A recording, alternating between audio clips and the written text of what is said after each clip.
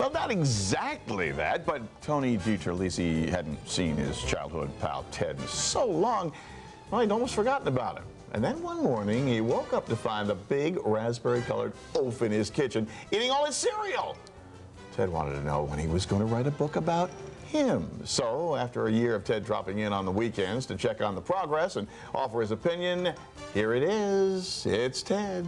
And here he is, Tony DiTerlizzi. It's great to have you here. Oh, my gosh. Hi, thanks for having me.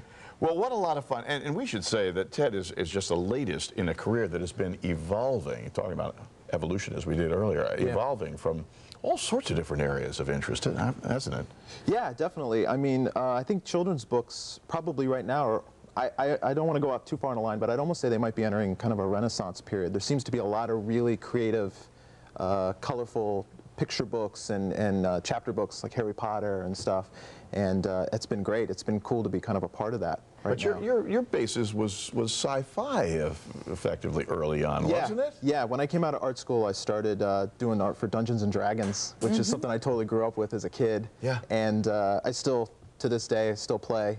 I'm a 20th level elf. Very powerful. Very good. Congratulations. I don't speak the language, but it sounds like it's pretty intense. Sounds really impressive. Well, actually, I'm the 20th level elf. Tony is at home, and he lives in a bubble. But this has been a lifelong passion for you, hasn't it? Absolutely. Drawing. Yes. Yeah, I've drawn since I was a kid. It was one of the only... Can you do some for us now while you're... I can draw stuff for you now. Sure. Let's draw. I was going to ask him to do some math, but I remember he can't do math. So, all right, forget doing the math for us today, Tony. That's all right. Can't do my taxes. Can't even balance my checkbook. That's all right. As long as you do as long as somebody does your taxes, that's the only thing that matters here. We don't want the IRS to drag you out of here today. So when you start with Ted, where do you start? Well, you know, basic drawing, as they tell you, is you know, a series of circles and cylinders and so forth. So you could effectively do something. Oh, wait a second.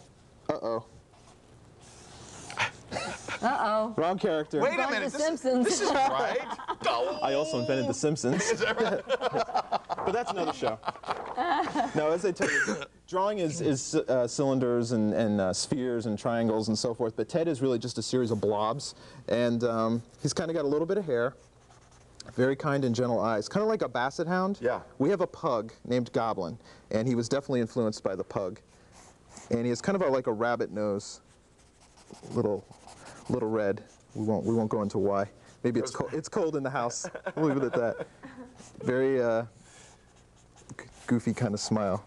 Oh, so lovable he is. I tried to, but not make him saccharine and kind of candy coated. You know, because I think kids they're a little more intelligent than that, and I think they kind of like something. I mean, and he's mischievous, so I thought, well, it'd be good to kind of make him kind of like, you almost kind of can't trust him. Kind of like some of the early Muppets Jim Henson did. You know, you were like, what exactly is that supposed to be? Bad guy? Yeah, exactly. You certainly don't want to get stepped on by Ted. He's like, I'm here to eat the dog.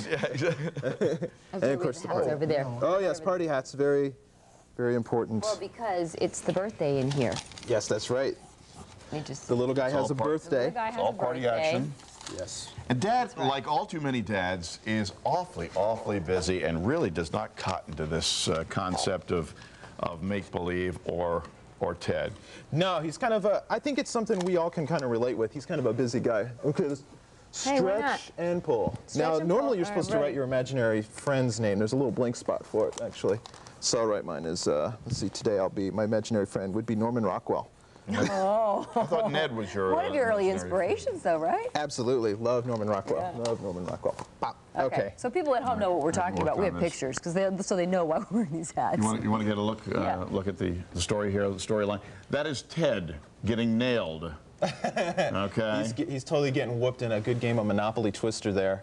Like I said, the dad, he's kind of a busy guy. There's Dad. He's working out of the house. Speaking of Norman Rockwell. Yeah, totally.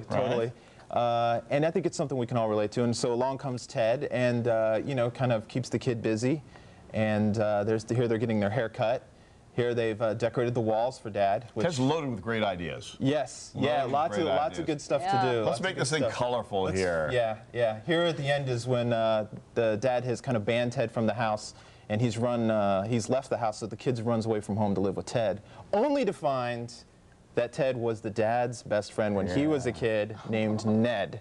It's all rather confusing, but it'll make sense in the end, I promise. It's just so sweet. It all comes together so nicely. The generations, the characters, and so forth all come together and have a good old time after all is said and done. Yeah, yeah. Congratulations. Definitely. Thanks. You really pull it together beautifully. Well, thank you. May we give a hearty thumbs up to Tony and to Ted, the latest offering from Tony DiTerlizzi. We're going to take a break. We're going to be back.